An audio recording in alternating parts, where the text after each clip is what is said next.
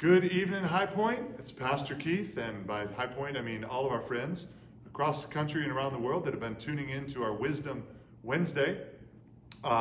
This is actually one of my most fun half hours of the week while we're here in our lockdowns in various places, because we're getting an opportunity to talk about practically applying things that we know to be true about God. We are going to continue in our series talking about how to handle social distancing and being in lockdown and all the things that we're experiencing through various phases of personality. But I want to give you a quick heads up. We're going to continue Wisdom Wednesday throughout the month of May. And since May is National Mental Health Month, we're going to spend the next weeks after today talking about depression and anxiety, what the Bible has to say about them, how to handle them, how to overcome them, how to apply wisdom and faith and all those kind of things to walking well, and also some of the effects of and causes of anxiety and depression in the days in which we live with all the things going on with coronavirus. So tonight, though, we're not going there yet. That's your little sneak peek for next Wednesday and the upcoming Wednesdays. This week, we are going to continue with part 4, and it'll be the final look at how to handle social distancing and all the things that we have going on, being locked in the house, either by ourselves or with other people, through the facet of your unique personality. Over the last 3 weeks, we looked at different scales from the Myers-Briggs, and we'll continue with that today. The first week when we did this, we talked about the difference between extroverts and introverts, where you draw your energy, either from your internal thought life or from stimulation around you, and some of the challenges that presents in our households under the current circumstances. In the next week, we talked about the type of information that catches our attention, sensing versus intuiting. Sensing's like to use their 5 senses. Is it concrete? Is it real? Is it tangible? Can I touch it? Whereas the intuitives have a little bit more sense of like kind of gut or hunch. They can't tell you why they know something. They just sort of know it. Last week, we talked about decision making, and the scale was thinking versus feeling, T versus F. Also known as deciding with your head versus deciding with your heart.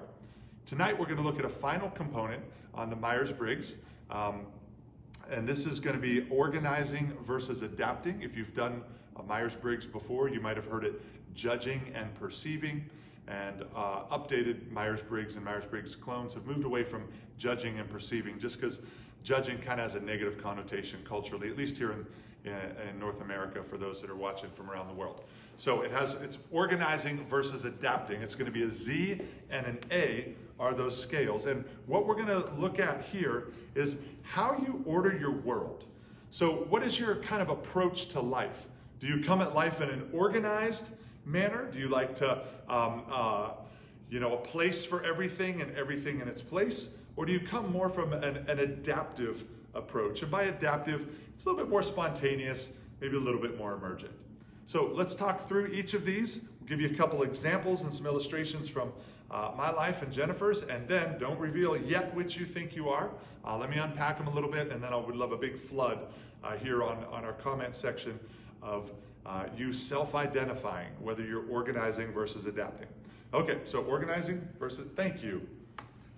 And Saskia saved the day by having me handling my computer stuff. Awesome. Hey, good to see everybody. All right, fantastic. So glad you guys are here. Just scrolling through to see who is with us. All right, fantastic. So let's talk about organizing versus adapting. Again, this is how you like to order your world, or generally speaking, your approach to life. Okay, so if you are an adapter, you prefer an open-ended approach to life. You like things to be flexible.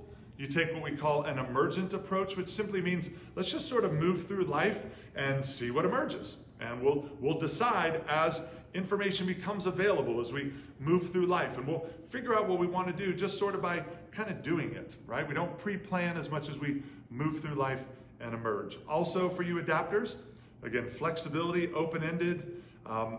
Oftentimes our adapters like to hold off decisions until there's more information. In fact, many times the adapters will have maybe 2 or 3 or 4 options sort of all moving down the train tracks at any one time. and we're not sure what we want to do. I don't want to necessarily commit to one because the other one might be more fun. And so we kind of keep 3 or 4 balls moving down the track. And as situations say, that's not a good option, that's not a good option, again, kind of what's left at the end, the option is what we go with. So we hold off decision making till there's more information. And the key, really hallmark for you that are adapters, is that you prefer spontaneity. Spontaneous, spontaneous, spontaneous. What do you want to do tomorrow? I don't know. I'll tell you when I wake up tomorrow, and whatever I feel like doing is what we're going to do. Right? So there's a sense of this open-endedness, limited structure, and you just sort of like to take life as it comes. Contrast that with our organizers. And if you're an organizer, you were in physical pain while I was describing the adapters, and you're going, no, how are people actually like that? Here's how we would describe our organizers. You're planned. You're organized. You like an orderly approach. Your calendar is full. You make a checklist before your day starts. Scratch that. You made a checklist yesterday for today. So you like to orderly, organized, planned. Our organizers tend to like to go ahead and make decisions and reach closure. The idea of having something undone and kind of waiting to see what happens just doesn't sit super well with you. You'd like to, okay, we know what we're doing, let's bring it to closure and let's move on to the next thing. And organizers also, one of your hallmarks is that you are going to prefer a systematic approach. So if you're trying to wonder which you are, just think of it like this. Imagine you're getting ready to go on vacation. This is the best way to illustrate, in my opinion, organizers versus adapters. You're ready to go on vacation. You want to have the most relaxing time. So what an organizer does is to get ready for vacation is they plan out everything that they're going to do on their vacation. Right? On Tuesday of vacation, I'm going to go to the beach. On Wednesday, I'm going to this restaurant. On Thursday, I'm doing this. I'm, parasailing and hang gliding and whatever it is. But you have it all planned out. You have your vacation fully scheduled. You have all your tickets and reservations and everything made in advance so that when you get on vacation, you can relax and not have to think through all the details. Our adapters are the opposite of that. The idea of like scheduling vacation is like, why would we do that? I schedule my whole life, for work. Vacation should just be about, you know what? I'm going to wake up whenever I feel like waking up, and I'm going to kind of do whatever I feel like doing. I don't want to plan it. I don't want to think through it. I'm not even sure where I'm going on vacation. I'll let you know on the day of vacation what feels best, and that's what I'll do. Right? Or maybe at most you have a destination. Maybe you've got a location picked out. But generally speaking, you let your vacation happen because it's not relaxing to you to have it all scheduled and to have it all planned out. Give you a little window into Jennifer and I, in case you're wondering. Those of you maybe that haven't spent any time with us, if you have spent time with us, you know which we are. But for those of you that don't, there was a time a few years ago we were getting ready to take a trip to New York City. And we're about 6 months out, and we're looking at fun things to do in New York, and we had both been there before, and we've got some favorite restaurants and all that kind of stuff. So we're about 6 months before going to New York, and Jennifer goes, hey, I want to talk about vacation. I'm like, okay, what? And she goes, look, so on Tuesday, when we're in New York, do you want to go to the Italian restaurant, or do you want to go to the steakhouse?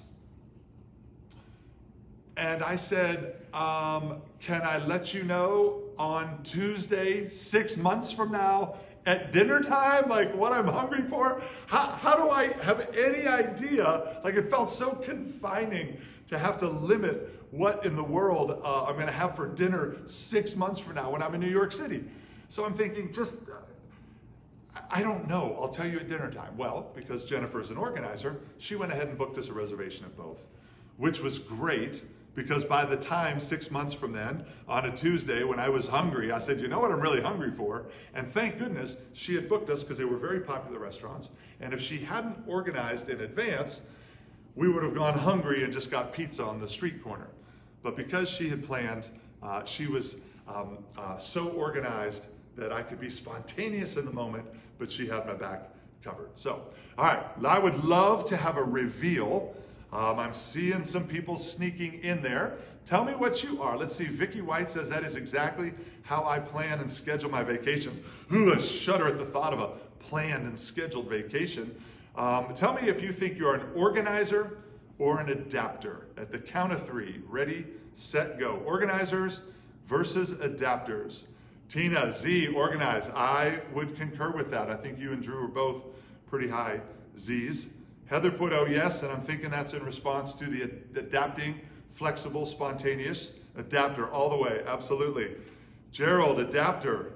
Jennifer, don't worry, I called the other one and told them we weren't coming because I had their number on my typed out itinerary. Yes, you did. That was very good of you. All right, Tink, yay, organizers. Boo, organizers. Debbie and Kevin Wood, organizers. Autumn, adapter. Carly, organizer, with an exclamation point. Arr. Courtney Borden, hey, great to see you all the way from the Rocky Mountains of Denver. So glad you're with us. Hope you and Travis and your beautiful babies are doing well. You're an organizer. I would concur with that. Dorothy's an organizer. Ashley is an organizer, but can adapt. So an organizer with the side of flexible. Fantastic. Tink's an organizer. All right. Saskia, adapter. But love organizers in my life. I think that perfectly sums me up. I'm an adapter, but thank God for organized people that organize everything that I didn't adapt well. So that's pretty clutch there. Awesome. It's good to see who we have on the call. All right. Kathy, I cannot decide what I am, but I think Jennifer, Carly, and I are triplets. So my mother-in-law can't decide what she is. Let me help you out. Organizer. Okay. Granny, you're an organizer. All right, so let's move into this a little bit, because as you have an organizer and an adapter, you may have noticed that sometimes things can be a little frustrating because one of you may want to sit down and look at a calendar and let's plan out the week and let's figure out what we're doing. And one of you might want to just go, I don't want to do that. That just doesn't feel right. I'd like to see what happens throughout the week. I know I'll never forget one conversation, and if you don't have this all figured out in the course of your household and your relationships, it's okay, because literally just a year or two ago, and Jennifer and I have been married 25, coming up on 26, I'm going to adapt here and go over 20 years, and we were having a discussion not super long ago, and she was talking to me about, like, what do you have to do tomorrow? And I said, I don't know. And she goes, well, I'm trying to arrange some stuff. What do you got tomorrow? And I'm like, I don't know. I'm going to wake up tomorrow and I'll look at it then. And I'll never forget, she looked at me and said, that physically pains me to think of having, waking up tomorrow and figuring out what my day looks like. She's like, I don't know what is wrong with you, but that hurts me. And I looked at her and I said, if I had to look at my calendar all the time and know everything I had to do days in advance of doing it, just thinking of that physically hurts me. It brought me actual pain to think that I would have to know. I don't want to know what tomorrow's going to bring. Somebody else can put it on my calendar. I'll look at it tomorrow. But to draw tomorrow into today, it hurts. And it's interesting because we literally see this facet of the world. We arrange our lives differently, and it can present some challenges. One of the good things about having maybe an arranger and an organizer, an adapter and an organizer in a relationship together is organizers are really good planners at the beginning, but adapters are really good troubleshooters in case the plan goes awry. It's the great prophet Mike Tyson once said, everyone has a plan until they get punched in the face. And sometimes in life, we get punched in the face. So you can have the greatest plans that you want, but occasionally they get sidetracked and occasionally they get stuck. And that's where adapters tend to be able to step in, because they're used to being spontaneous.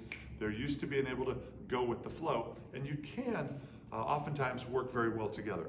So what does this have to do with the topic at hand? Because we are, let me just check my time, make sure we're good.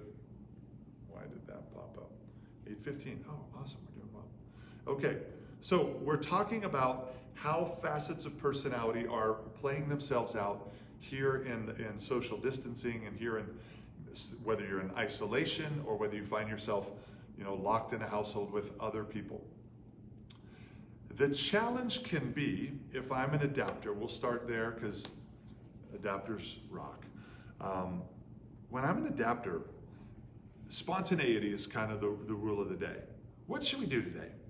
And I don't know if you've noticed, but under the stay-at-home order, every day kind of feels almost exactly the same, right? There's very little variation.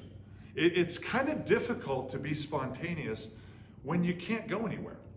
It's difficult to just kind of go, what should we do today? I don't know, because the options are go to Publix or stay home. So it's tough to be innovative. It's tough to be spontaneous. It's tough to, what I'm going to do? I'm going to just stop by my friend's house and do something fun. Like that the options are very much limited. And it's presenting, as I talk to some of my adapter friends, it's presenting some real challenges. Because that spontaneous itch is just it's making life difficult because the options aren't there. The challenge now for our organizers is it's kind of hard to plan when the future is uncertain, right? I'm sure some of you amazing organizers are looking at your May calendar, right, and are going, well, I got to take that off. I got to take that off. I got to take, like, your eraser is your biggest friend as you're looking at your calendar right now, where you like putting things on it. Now all you're doing is removing things. Yay, adapters. We didn't have anything on our calendar, which is awesome. But one of the challenges for an organizer now is it's very difficult to kind of project forward into what the future looks like. How do you know if you can plan a summer vacation? Who knows if the beaches will be open or travel will be open or we'll get rolled back into a lockdown. So my friends that live by organization and live by lists and live by calendars, I hear you having real challenges with this time. And what we're finding, like what we found with the facets on all or the scales on all the facets of personality, this is hard on all of us, right? So let's talk, we got a couple comments here. Tina, the kids have helped me be adaptive. Kids are great for that. They will force you to not calendar everything, while at the same time you got an extra calendar just to keep track of their lives. Tanja, Phil is totally adaptive. I'm an organizer. Yes, that is true. Okay, so how do we handle some of these challenges? Well, I think one of the biggest challenges right now with regards to this facet of personality is we don't really feel like we're in control of our life, right? And here's what I mean by that. If you're an organizer, you can feel like your life is in order because it's on a calendar. You've thought through it in advance. You've written it down. You have a concept of what you're going to do tomorrow. You've arranged the budget to be able to take care of it. You have rides for the kids. Whatever it is, you've already controlled tomorrow because you wrote it down today. You've controlled next month because you planned for it and put it on a calendar today. The problem is the fact that we control our lives is actually an illusion. It feels good to write stuff down and to plan. For those of you that like doing it, feels painful to me, but if you like doing that. But the problem is you and I were discovering we don't really control our life. We can't plan everything.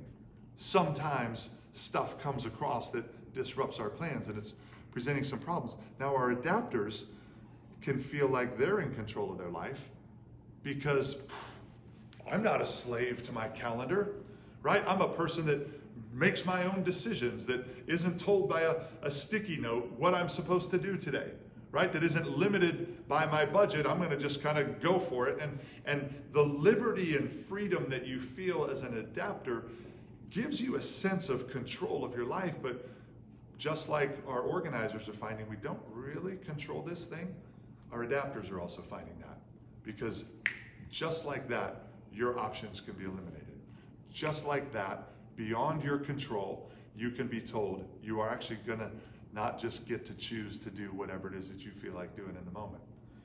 So this first thing to helping with this facet of personality and adapting to, hey, Beth Ann, all the way from the great state of Deep Here, Wisconsin, go Pack.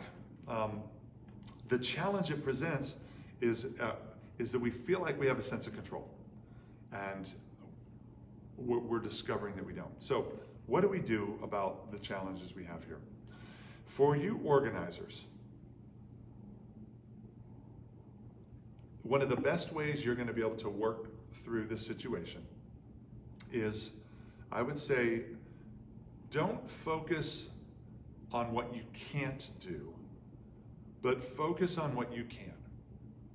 So if you're used to organizing, I mean, gosh, here we're in mid-May. You true organizers, by this time, would have had your summer already full. You'd have signed your kids up for VBS, you'd have signed them up for camp, you'd have scheduled and booked your entire vacation, right? You would have had it all set and done, and you can't do it out that far. You're erasing stuff, and it's creating this tension of, I can't control, like, when am I gonna know and have enough information to be able to put stuff on the calendar? So the frustration comes in with that sense of loss and that sense of not being able to control things I used to. Don't focus on what you can no longer control. Focus on what you can. And control is probably the wrong word. Don't focus on what you no longer can't do, but focus on what you can do. You can schedule today. If you're used to scheduling the week, you can't. Because at any given time, at the drop of a press conference, whatever you had planned this week can change. We saw that in the early days of this, where it's like every time I didn't want to turn on the TV because every time I turned it on, something new was happening. Plans we were making for the church were getting rewritten, and thank God for dry race sports, because we had contingencies like you wouldn't believe. But if you can't plan for a week, plan for today. So tonight, before you go to bed, pull your calendar out, look at what tomorrow's going to hold. That's really, in this environment, about all the further you can look out. Because we don't know what the job situation is going to be. We don't know some of the economic impact of this. You don't know, honestly, what mood your kids are going to be in tomorrow when they wake up. You don't know what mood you're going to be in when you wake up. We've all had days where we've woken up and we're going, I just slept 8 hours or 6 hours or whatever you're used to, and I'm tired. And I have thought I had this busy day ahead, and I don't know if I have gas in the tank to do it. Or you might be exhausted at the end of the day, plan tomorrow as a rest day, and wake up vitalized, right? With some energy and some vigor. So it's very, very difficult. And you might think, okay, tomorrow the kids and we're gonna do this, and man, tomorrow the kids are struggling. And we gotta, I would say, organize in much shorter time blocks. If you can't organize a day, organize an hour. Decide for this hour, for 15 minutes I'm gonna read, for 15 minutes I'm gonna exercise, because that's all I'm doing, and for 30 minutes I'm gonna do some work, right? Or tomorrow is gonna be, clean the house day, right? As unthrilling as it is, schedule how you're gonna clean the house. From this hour, we're gonna do the floors. This hour, I'm gonna do laundry. This hour, I'm gonna do the bathrooms, right? Just schedule the things you can, and you're gonna have to let go and not focus on all the things you can't schedule. One day at a time, Tanja, exactly. One day at a time. I keep telling myself this every day, and if one day at a time becomes unschedulable, 1 hour at a time. And if 1 hour at a time becomes unschedulable, find some blocks that you can bring organization to, and do that. It's gonna help, because otherwise it's just gonna be madness and frustration, and it's gonna really grind at you. How about our adapters? Well, I would say similar to our organizers, where we're saying don't focus on what you can't do, focus on what you can do. I would say reduce the scope of your spontaneous adventure. You can't wake up tomorrow and go, gosh, it's beautiful out. Let's play hooky and go to the beach. Well, of course, now we can-ish, but it's the options are limited. Oh, man, it's a beautiful afternoon. Let me knock out a couple things, get done with work early, and let's go to Disney, right? Disney, beaches, Universal, the things that we take for granted here in Central Florida, they're just not accessible anymore. So rather than have, as an adapter, it's like, I'm done with work early and I want to go to Disney or the beach or whatever it is. And rather than focus on the things I can't do, what are things I can do that are spontaneous? So scope, maybe have a little kind of think through what are some of the spontaneous, one of the spontaneous things that we're doing is we put up a dartboard in our garage, and every so often we're like, someone will just throw down the gauntlet. And out we go and we start throwing darts all over the garage.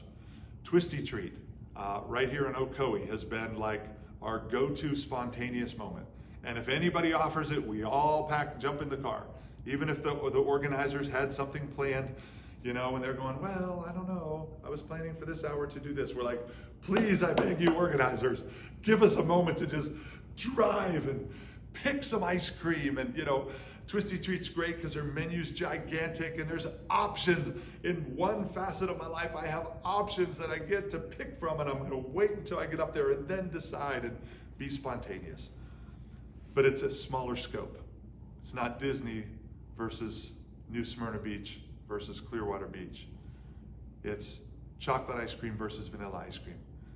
But give smaller scope, smaller scale, give yourself some options so you have the ability to make choices if you're an adapter. Otherwise, this thing's going to be even more frustrating than it currently feels. All right, let's just check time real quick, 8:27. Okay, for those of you that tuned in a little bit late, I want to, before I bring this session to a little bit of a close, I wanted to reiterate something we said at the beginning, that we are going to be transitioning Wisdom Wednesday after tonight, where we've been talking about facets of personality and how to handle the situation that we're in. Since May is Mental Health Month, National Mental Health Month, for the next couple weeks we'll be talking about depression, anxiety, how to handle them, how to cope, how to overcome them, what the Bible says about them, particularly in light of the situation in which we find ourselves. So that should be exciting. Let me circle back to a couple of things and bring the last 4 weeks maybe into focus. These all should still be on here if you are joining us for the first time and haven't had a chance to review the other facets of personality. Hopefully it's been helpful for you, but just know this: you are a one-of-a-kind, handcrafted masterpiece by God. There's no one else exactly like you. The temptation is to think that people are like us. And when someone's not, we think they're weird. When someone's not, we think they're wrong. When their perspective is different than the perspective we have, we tend to think, why are you, or we infer motive, why are you being like that? You are a one-of-a-kind, handcrafted masterpiece. Anybody trapped in your household with you, believe it or not, is a one-of-a-kind, handcrafted masterpiece by God. So appreciating differences is very, very helpful. Recognizing that there's somebody that can bring breadth to your perspective on life and your outlook will be very, very helpful for you. What we've found, though, as we've been talking through each of these facets of personality, whether you're extroverted or introverted, it's a challenge. Our energy is dropping because we're not getting opportunities to extrovert or introvert. Whether you're sensing versus intuiting, we're finding ourselves frustrated because we're not getting out of this situation things we normally get when we order our life. We're trying to make decisions as thinkers and feelers, but we don't have, man, how do you as a feeler make a feeling decision when you can't look somebody in the eye and read body language that doesn't come through on Zoom? It's just much more difficult. Thinkers are trying to decide, but data's elusive right now. And then on this facet, how do I organize my life and plan it? I want to be organized, but there's nothing to organize right now. I want to be spontaneous, but the options are not there. Here's what we're finding. This situation is not good for any of us. And here's why. You and I were created for relationship. We were not created by God for isolation. If this is challenging to you, that would mean that you're made by God. If this is frustrating for you, that's nothing wrong with you.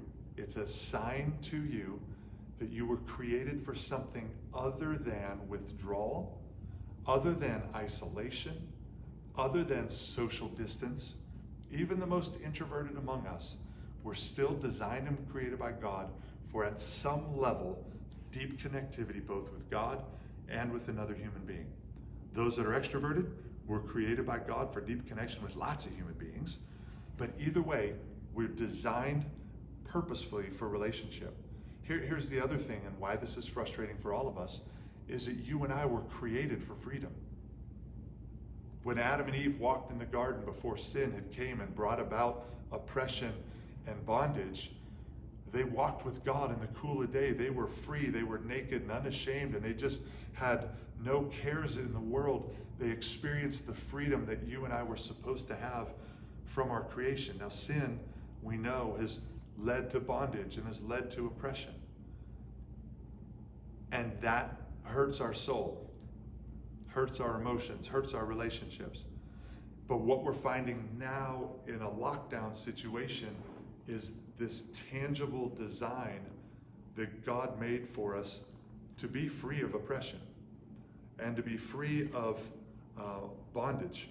You and I were made for freedom. In fact, 2 Corinthians chapter 3, verse 17 says that where the Spirit of the Lord is, it says, now the Lord is the Spirit, and where the Spirit of the Lord is, there is freedom. You and I were never meant to be oppressed by sin. We were never meant to be slaves to sin, but we also weren't meant to be restricted. External restrictions are never satisfying for the human soul. Internal governance is. The Holy Spirit who sits in our place of decision, the Holy Spirit who governs and calls us into compliance and challenges us to constrain our desires, not restrain. Restraint is external. Constraint is internal. And where the Spirit of the Lord is, he brings us freedom to say no to ungodliness. Right? He brings us freedom to say no to self-destructive ways of living. He brings us freedom by constraining from an internal perspective choices that we make. And he constrains us to say yes to the things of God. And in so doing, we experience the freedom that we were created for. Having external, now being told by authorities, you can't go here. You must stay in this box.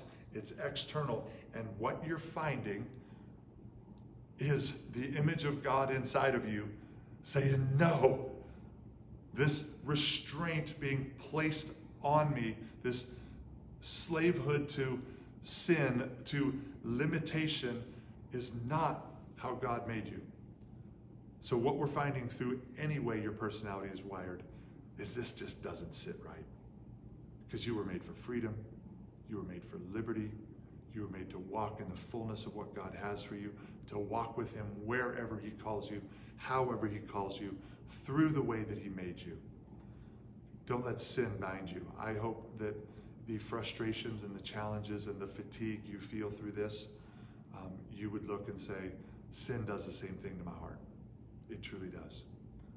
But I would hope that you would also say from an external perspective, whether you're raising children, don't try to raise them by external restraints. Work on internal constraints. The governance of the Holy Spirit on the inside to say no to those things they shouldn't, to say yes to those things that they should.